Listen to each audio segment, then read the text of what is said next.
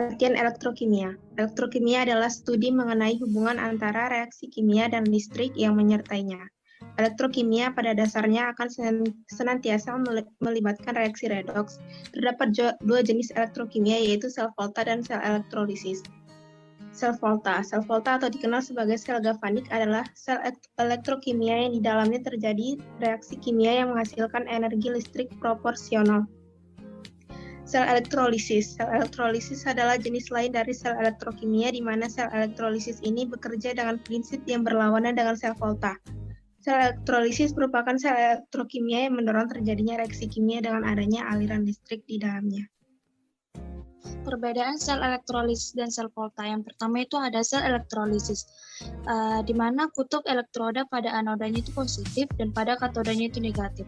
Sedangkan pada sel voltanya itu kutub elektrodanya itu pada anodanya negatif dan pada katodanya positif.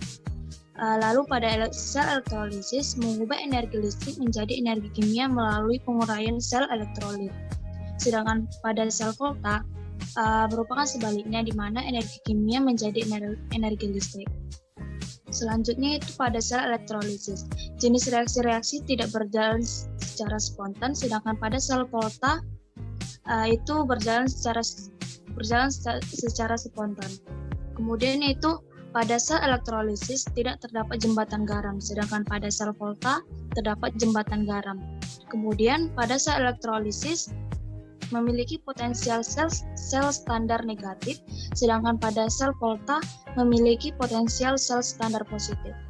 Yang terakhir itu pada sel elektrolisis digunakan untuk melapisi suatu logam agar tidak lebih mengkilat, dan pada sel volta digunakan sebagai sumber arus listrik dalam bentuk baterai sebagai perangkat elektronik. Selanjutnya, deret volta. Deret volta adalah deret elektrokimia atau kereaktifan logam yang menunjukkan nilai potensial elektroda standar logam.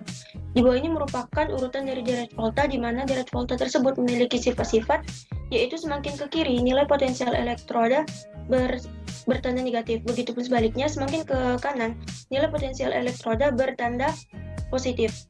Semakin ke kiri, maka unsur logam semakin reaktif, yaitu lebih mudah melepaskan elektron. Sebaliknya, semakin ke kanan, maka unsur logam semakin kurang reaktif, yaitu lebih sulit melepaskan elektron. Lalu semakin ke kiri, unsur logam mampu mendesak atau mereduksi logam yang berada pada bagian kanan, sehingga memungkinkan dapat terjadi reaksi secara spontan. Begitupun sebaliknya, semakin ke kanan, unsur logam tidak mampu mendesak atau mengoksidasi logam yang berada pada bagian kiri, sehingga memungkinkan tidak dapat terjadi reaksi. Lalu yang terakhir, semakin ke kanan, maka unsur logam semakin baik untuk mencegah korosi dan menjadi pengoksidasi yang semakin kuat.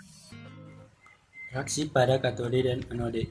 Reaksi pada katode yaitu reduksi terhadap kation. Terjadi pada ion-ion golongan 1A, 2A, Al3 positif, Mn2 positif. Contoh reaksinya yaitu 2H2O tambah 2 elektron menghasilkan 2OH- tambah H2. Kedua pada ion-ion logam yang lain. Mn positif tambah N elektron menghasilkan M.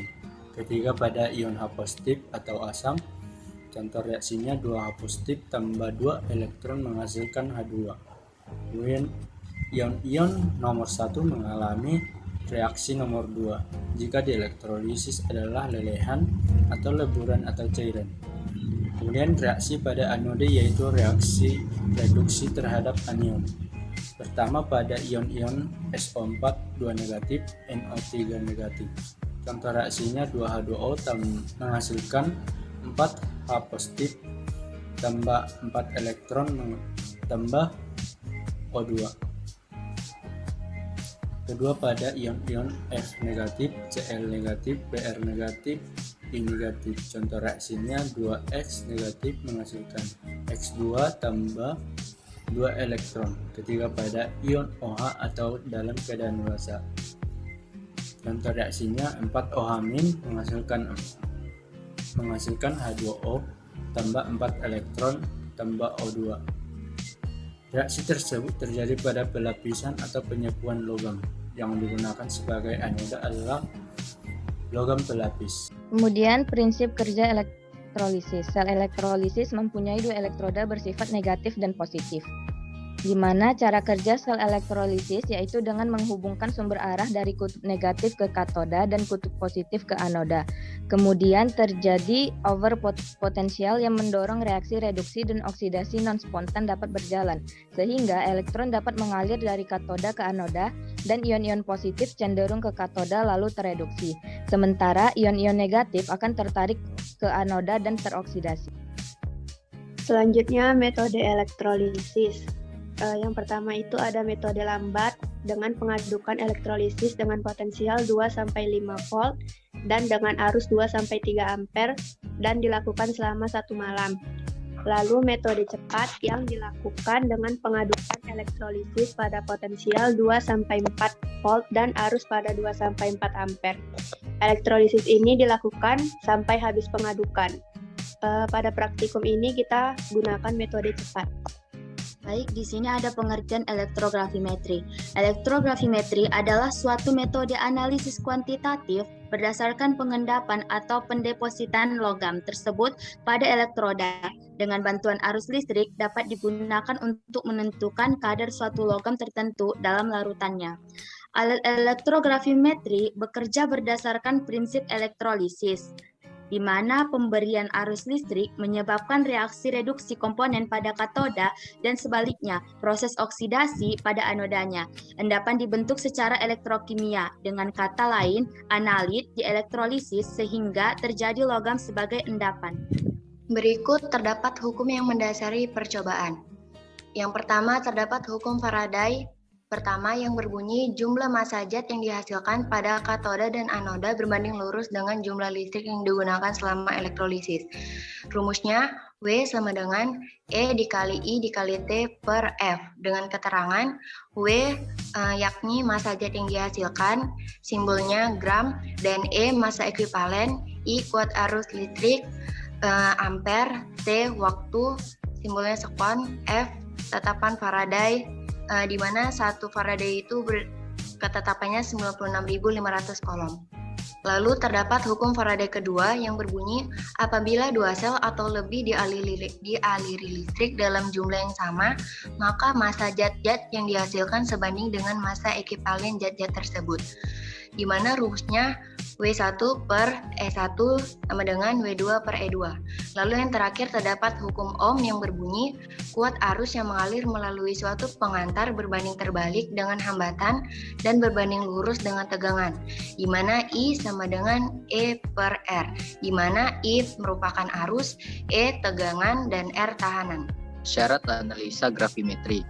Yang pertama, ion logam akan mengendap pada katoda. Lalu yang kedua, efisiensi elektrolisanya tidak harus 100%, tetapi pengendapannya harus 100%, karena pengendapan elektroda lah yang akan kita lihat. Yang ketiga, sampelnya harus terdiri dari campuran logam dan logam. Kemudian, sifat fisis logam. Yang pertama, logam memantulkan panjang gelombang dan frekuensi yang sama. Yang kedua, logam dapat menghantarkan panas. Yang ketiga, logam dapat menghantarkan listrik. Yang keempat, meabilitas, yaitu kemampuan logam untuk ditempa atau diubah menjadi bentuk lembaran. Kemudian duktilitas, yaitu kemampuan logam dirubah menjadi kawat dengan sifatnya yang mudah meregang jika ditarik. Kemudian semua logam merupakan padatan pada suhu kamar kecuali merkuri atau Hg yang berupa cairan pada suhu kamar. Semua logam bersifat keras kecuali natrium dan kalium yang lunak dan dapat dipotong dengan pisau. Umumnya logam memiliki kepadatan yang tinggi. Logam dapat menimbulkan suara yang nyaring jika dipukul, dan yang terakhir logam dapat ditarik dengan magnet. Sifat kimia logam. Logam biasanya cenderung membentuk kation melalui mekanisme kehilangan elektron. Bereaksi dengan oksigen di udara membentuk oksida melalui beragam skala waktu, atau besi berkarat setelah bertahun-tahun, sementara kalium terbakar dalam hitungan detik. Logam transisi lebih lambat teroksidasi karena mereka membentuk lapisan pasifasi oksidanya yang melindungi bagian dalam logam. Lainnya seperti palladium, platina, dan emas tidak bereaksi sama sekali dengan atmosfer. Beberapa logam membentuk lapisan oksida penghalang pada permukaannya yang tidak dapat ditembus lebih jauh oleh molekul-molekul oksigen. Oksida logam umumnya bersifat basa, berlawanan dengan non-logam yang bersifat asam. Pengecualian berlaku untuk oksida dengan tingkat oksidasi yang sangat tinggi dan bereaksi dengan sangat asam. Kemudian materinya yaitu ciri-ciri deposit ideal. Ciri-ciri dari deposit ideal itu terbagi menjadi 4. Yang pertama yaitu dia memiliki permukaan yang halus, kemudian juga memiliki pori-pori yang kecil, dan juga dia tidak terbentuk gumpalan, dan juga dia mudah dicuci. Selanjutnya ada fungsi penambahan regen. Yang pertama CuSO4 5H2O sebagai larutan elektrolit, NH4 2 kali C2O4 sebagai katalis atau sebagai asam, NH3 15% untuk membentuk kompleks CuNH3 4 kali 2 positif, Aquades sebagai zat pencuci atau penghilang HNO3 30% dan sebagai pelarut, aseton sebagai zat pencuci atau pengikat air, HNO3 30% sebagai zat pencuci anoda dan katoda, keempat FeCN 6 kali sebagai larutan pencuci, dan yang terakhir NH4 2 kali C2O4 untuk pengubah pH dari warna biru pekat menjadi biru muda. Selanjutnya, faktor kegagalan elektrografimetri. Yang pertama itu jenis air yang dicoba. Jenis air yang dicoba ini berupa air Aquades, yang dimana air Aquades tersebut sudah terkontaminasi, berupa air suling dan juga air biasa. Yang kedua itu pengadukan. Pengadukan menggunakan batang pengaduk mirror merupakan salah satu faktor di mana terjadinya kegagalan dalam elektrografimetri. Selanjutnya ada aplikasi percobaan. Teknik elektrografimetri baik untuk pemisahan logam-logam seperti perak atau tembaga, di mana unsur-unsur lain kurang mudah direduksi sebanding dengan hidrogen. Nah, untuk pemisahan aluminium dengan proses elektrolisis, di mana aluminium ini sangat berperan dalam dunia industri selain karena harganya yang relatif murah dan kegunaannya yang baik dibandingkan dengan logam-logam lain, seperti penghantar listrik dan panas yang baik, sebagai kertas pembungkus rokok, gula, bumbu masak. Dan untuk senyawa aluminium oksida itu digunakan untuk pembuatan pasta gigi, industri keramik, dan industri gelas. Selanjutnya adalah perhitungan, di mana perhitungan Faraday 1, contoh soalnya adalah pada elektrolisis larutan tembaga 2 sulfat dengan elektroda platina dialirkan arus listrik 2 ampere selama 965 detik dengan air Cu sama dengan 63,5. Maka banyaknya logam tembaga yang dihasilkan adalah, untuk menyelesaikan persoalan ini, yang pertama itu kita lihat dulu reaksi reduksi CO2 pos dari larutan tembaga 2 sulfat, di mana reaksi reduksinya adalah CO2 pos ditambah 2 elektron menjadi CO. Kemudian didapatkan N sama dengan 2. Untuk ECU itu didapatkan dari perhitungan ARCU dibagi dengan N, yaitu 63,5 dibagi dengan 2. Yang dihasilkan adalah 31,75. Kemudian dengan rumus hukum Faraday 1, yang pertama, W sama dengan E dikali I dikali T per F, maka 31,75 dikali 2 ampere dikali 965 detik per 96.500 sebagai konstanta Faraday, di mana dihasilkan 0,635 gram atau dalam miligram yaitu sebanyak 635 mg. Maka banyaknya logam tembaga yang dihasilkan adalah 635 mg. Selanjutnya yaitu hukum Faraday 2, yaitu dengan contoh soal sejumlah arus listrik dialirkan melalui larutan AgNO3 dan larutan tembaga sulfat bila logam perak yang diendapkan sebanyak 21,6 gram. Berapa gram logam tembaga yang diendapkan?